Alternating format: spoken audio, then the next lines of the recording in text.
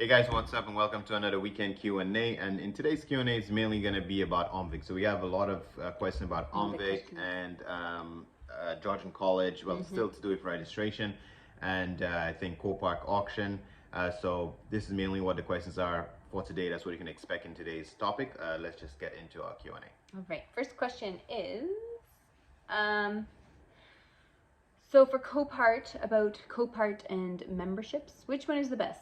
Is it worth taking a membership in Copart or better any other one? Please let us know the best one. Okay. I think mainly is because I made a video about 3 public auctions you can use in Ontario.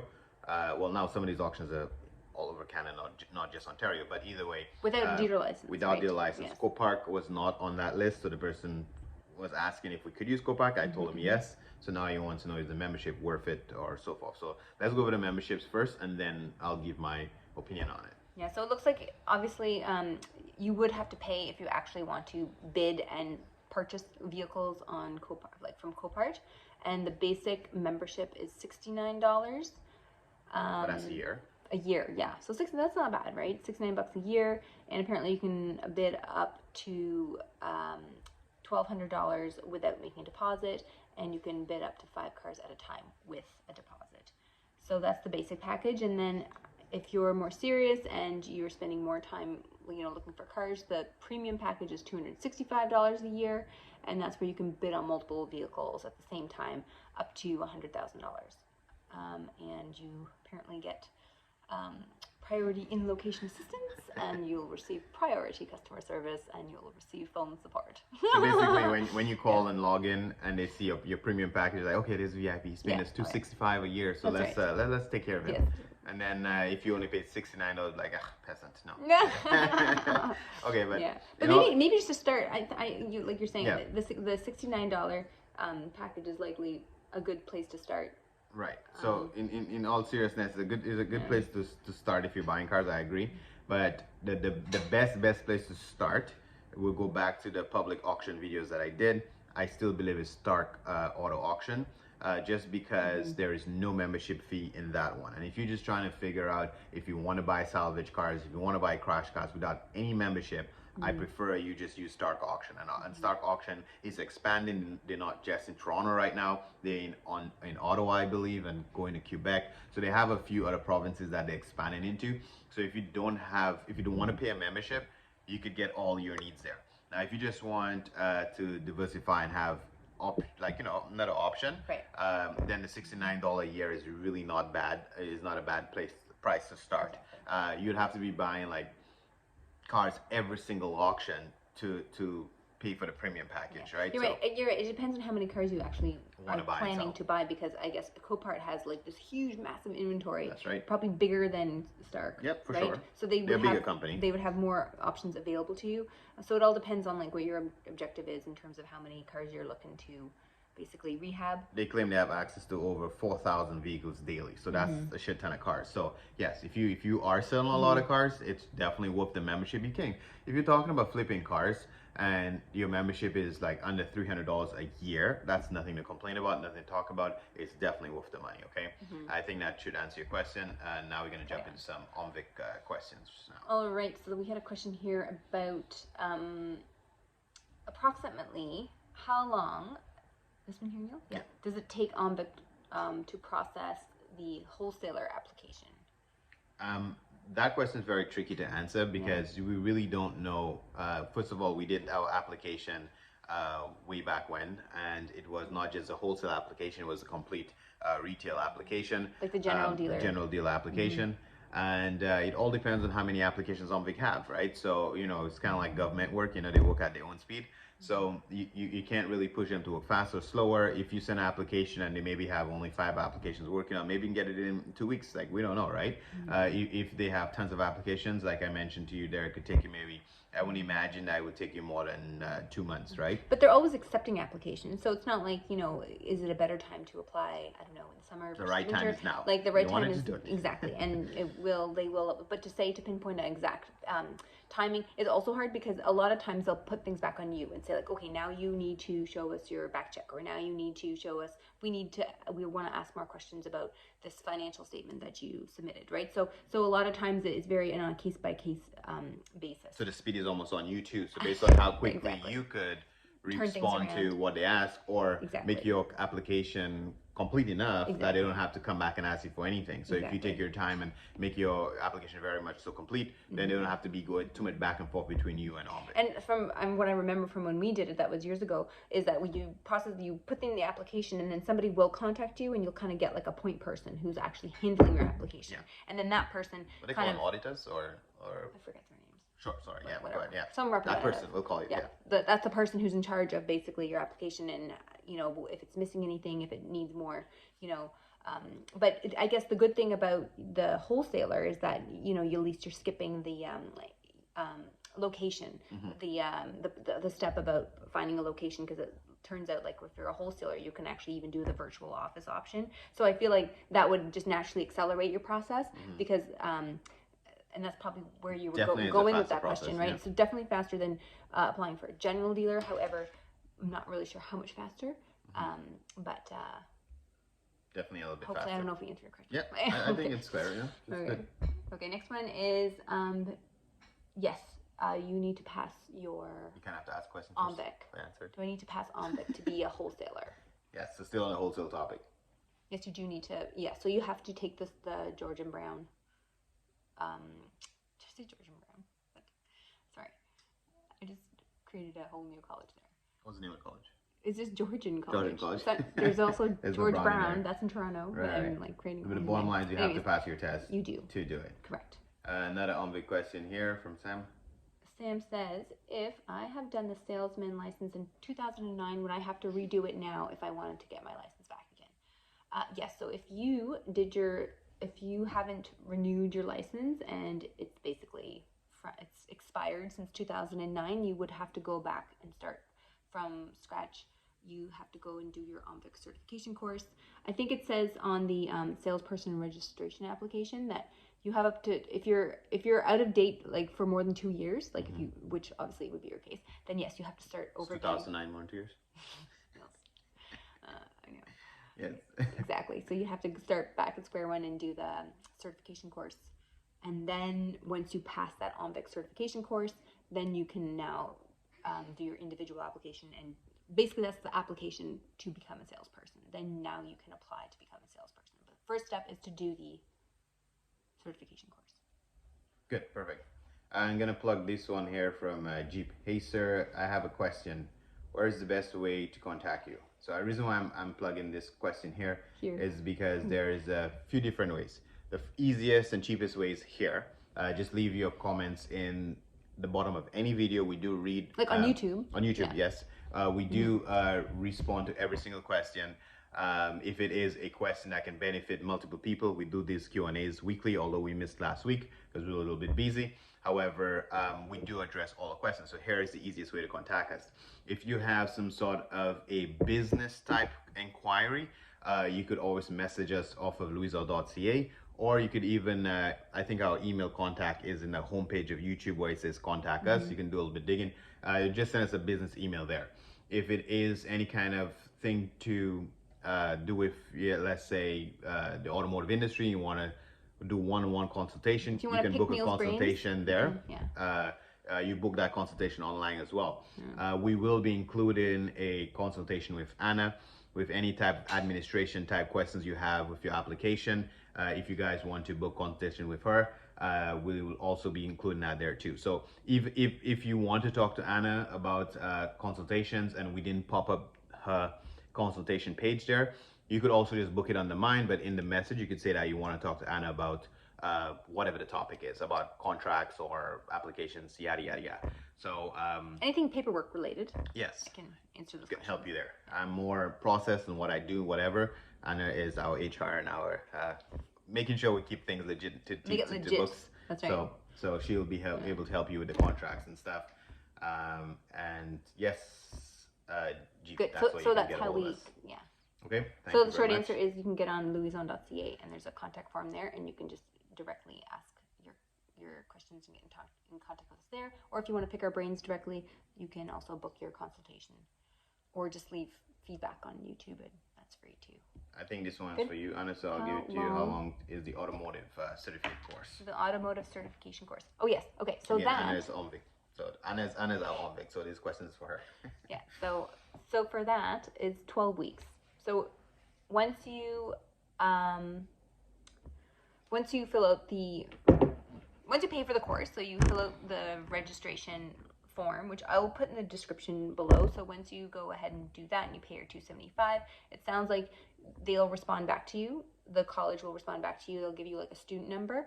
And then once you're officially enrolled in the class, you have 12 weeks to basically complete the course. And I guess the 12 weeks is more you have to write your test. You have to write your test within 12 weeks of registering for the course. 12 weeks is like 3 months. Right, so basically 3 months. You have 3 months. But if I can add there, keep in mind that there is a self-study option, which is the one I did. So I didn't actually go to Georgian College and do a course there for 12 weeks. No. So I chose the self-study. They send you the book, you study it on your own time, and even if you finish a book within 2 days, like, you know what I mean? Like, you read the book, you whatever, and you just book a test. Yes. And when I did it, I had to book the test at your local MTO office. Kind of a bit distracting. There's some of them that's a little bit quieter and have a private room for that. And you go in there and you kind of write your tests like at one of your local MTO office. But now apparently I've seen they have an online option where you can now just do your test online, so you can right? do everything online. You can do the course online, and you can study at your own leisure, and you can book your test apparently and do that online. I think it's easy. We haven't experienced that, but that's awesome, right? Because you don't really have to leave your house and go to a course. And to be honest, I think it's well, I shouldn't say everybody level of discipline of self-study is different probably, but you know, I did prefer the self-study to read the book on your own speed and then just go to the test. I thought that was the easiest option for me than to commit to going into a class every single day for who knows how long, right? Exactly. But it's up to you. So there's options. There's options for everyone's kind of style of learning. Yes. Right. Although I think because of COVID, I'm not sure the in-class option is actually an option anymore. Well, on the website it didn't say that it's not, so okay. We'll just assume that it still is. Anyway, but to answer your question, 12 weeks. You have 12 weeks once you register for the course. You got 3 months. 3 months or 12 weeks to complete it and write your first test and pass the test. Oh, you got to pay again. That's the thing, because if you don't do the test or you don't complete the test within 12 weeks, then you have to re-register, they say. So you have to pay another $275 and just do it again. So anyway. So the other ones are about insurance. Which insurance company do you prefer to get dealer plate insurance and use it as personal insurance as well? So it sounds like an insurance company that gives you both options. Yeah. So basically, any dealer insurer will insure your dealer plate as personal insurance as well, if that's what you're asking, okay? Because one of the questions that they ask you when you're applying for the dealer insurance is, do you have your own blue and white plate? Which means if I have personal insurance, let's say, with TD before I open up my dealership on my personal car, then that means when they give me the dealer plate, they may not attach personal insurance because I already have a personal car and my plate is being used only for business. If I don't have a personal plate with an independent insurance company, the insurance company that is insuring your business will put personal insurance on one of those plates because they know you're going to be using those cars to go home and come back. They know that you're going to use it for personal use. So there's no reason to lie go around that because you want to be able to use your inventory. So yes, when I started, we did have a personal car. I got rid of it, the Ram truck, and then now like there was no point of paying TD for insurance and paying an independent insurance company, so I canceled the TD. And now we just have one insurance. Anna's plate and my plate is being used for personal insurance, so we can drive to do like whatever. The dealer plate is also insured personal for personal use and business use, names, right? Which is recommended. Now, which one do I prefer? None. So to be honest with you, there is not a lot, unfortunately, yet a lot of insurance companies that are insuring our type of business, our niche that we're in. And we probably have just 2 or 3 companies to choose from. And I find I can't really recommend any of them, to be honest with you. Like if I have a good experience, I can recommend something. And what we've noticed in our experience, because I'm sorry to cut you off, I guess I'm cutting off a little bit, but anyways, because that thought just came into my head, is that we're noticing that the only difference in insurance companies is your inventory size. Because we've been declined insurance from various companies that say like, oh, you guys are too small. We don't deal with that type of lot size, right? So that would be the only, in terms of, it's not really preference, it's more just like there's some insurers will only insure like the big guys and the, you know, bigger franchise lots. guys, like Exactly. all the big dealerships, Right. whatnot. So Exactly. And there's others companies that don't mind to have, like, if you're only selling, maybe you only have 5 cars, or maybe you have just 10 cars. So I think that's where you have to start, is that if you're looking for insurance, you can call around, and it's really based on your inventory size, I think. yeah, well, I was kind of going to go there, but anyway, I kind of lost my train of thought while I was going there. But regardless, I'm just trying to say that we don't have a lot of insurance companies that insure our niche. Like you're saying, the size has to do with it. So nobody I can personally recommend, say, hey, use this person. Their customer service suck. Their rates are not as great. No, it's just being honest, right? Just because they know there is not a lot of competition. So I can't stand behind anyone and say, use this one. Whichever person that's willing to insure, you have to just go with it, unfortunately, right? And if you're lucky enough to get to the franchise level, like Anna is saying, like then the door for other competition or other insurance brokers will open up for you. But for now, the 2 or 3 that we have to choose from, like, it is what it is. So all I'm saying is just make sure there's no point of holding personal insurance and dealer insurance just because it's more expensive. So just let the insurance company that you choose know that you plan on using your dealer plate for personal use as well, right? And get the coverage you need. Exactly. Right?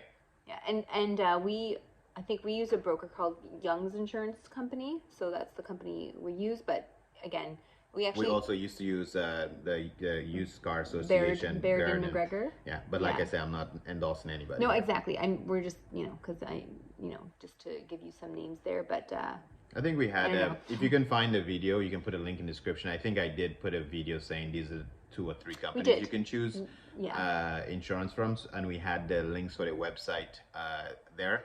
And again, I say it over and over, this is not an endorsement for any of these companies, because if you go... Just information. Because even in our business, and that's just a little advice for you, getting into the automotive space, be very careful who you recommend and refer. Because you are professional, I'm not saying just about insurance here. Now I'm going a little bit off topic, but I think it's very important. As a dealer and a used car auto repair shop, I have a lot of people coming to my shop, and sometimes it's something that I can't fix. So let's say they want to install an aftermarket radio, navigation, anything, or exhaust, something that I don't want to do. Then they ask you to recommend somebody. Or I don't do alignments anymore, so they recommend who can you do alignment. Be very careful as a business who you recommend, because you can recommend a shop out of just trying to help your customer out, and they go there and get shitty customer service. The fact that you send them there, then it can be a flag on you, right? If you send him to a body shop and the guy didn't paint the car, he better work well for you, but he didn't work well for that person. Now your business look bad indirectly because you send that person. And that's why I'm trying to tell you over and over, you can go there to any of these people, but I'm not endorsing it, because you might call, she might give you good customer service, maybe she just don't like my face, or she might not give you good service, and then you'd be like, I recommend that company to you. So I'm very, very particular as to who I recommend, who represents what I stand for, right? So again, you need insurance, you buy insurance, right? You just have to talk to her once a year. So Neil hasn't had a very warm and fuzzy experience with insurance companies. So. None of them, right? Even when our shop got broken enter, the service was crap. We got paid for our car, but we got ripped a new one for all different other things. So I'm not really a fan of insurance, like you can tell. So let's just move on from this. Next question here. Tell us how you really feel. Anyways, okay. Thank you. This area here about the BackCheck. Oh, is it mandatory? Sorry, is it mandatory that I pay the BackCheck fee?